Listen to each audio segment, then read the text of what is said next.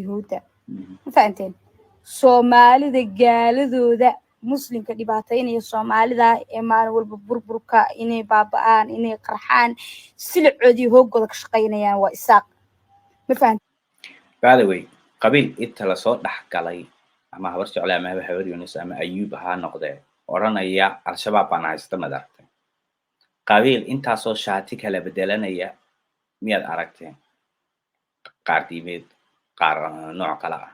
ana miyaad ku aragtay waa may waa hada idinka waa laga helaa dhinacyadiina laga helaa ya qaar beel ku qof meel bay maraysaa badhasi wadaya sida aragtaa qof wuxuu ku leeyahay al-shabaab ana soo dara adiga al-shabaab qowlaad adiga burcad badeed ah dhulkaagi way mas'uuliyadda saara barabaan iska qaadaan